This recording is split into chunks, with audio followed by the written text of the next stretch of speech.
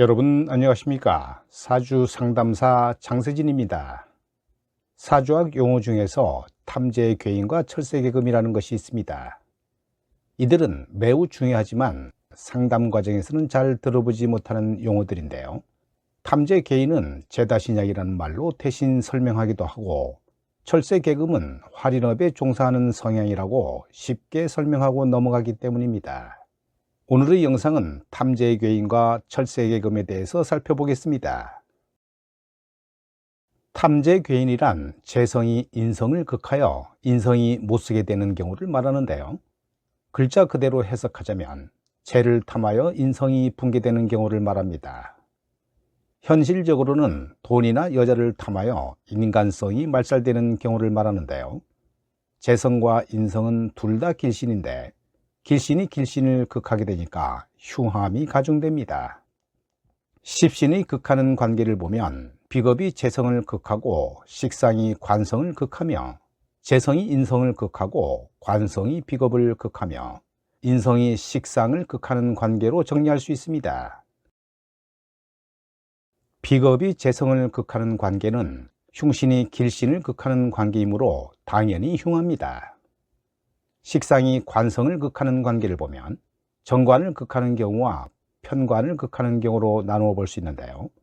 먼저 상관이 정관을 극하는 관계는 흉신이 최고의 길신인 정관을 극하기 때문에 당연히 흉합니다.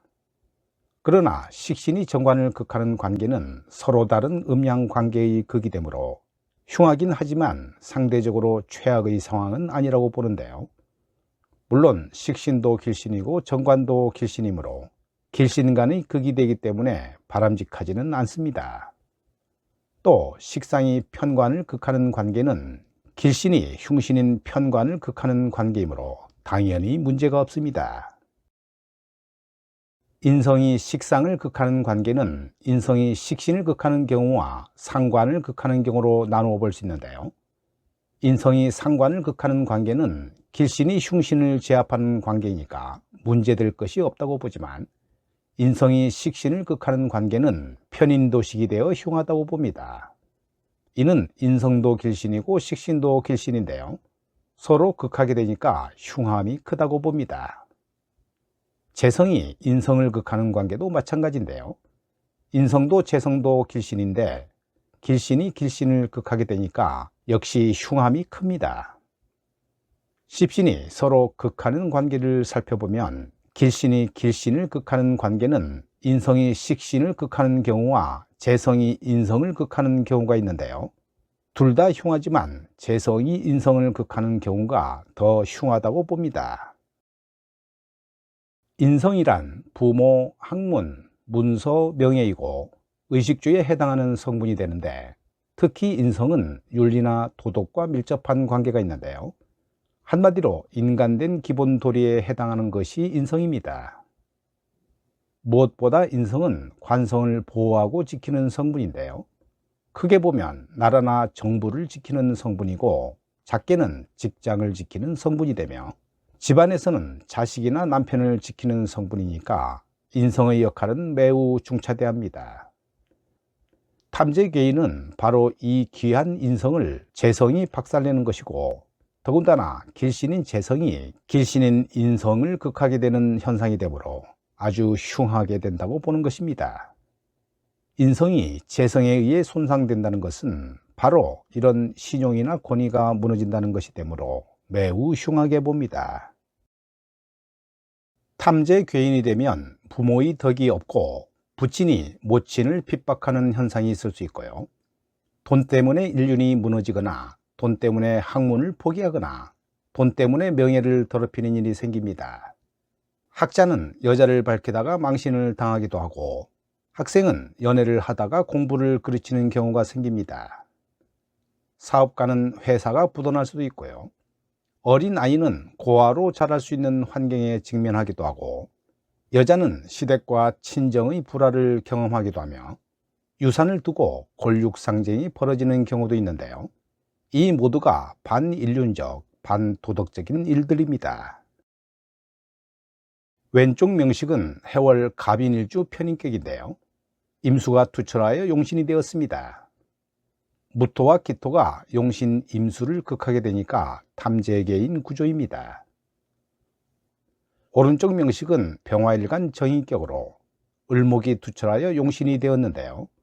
연월간의 경신금을 보게 되니까 재성이 용신 인성을 극하게 돼서 탐재계인 구조가 되었습니다.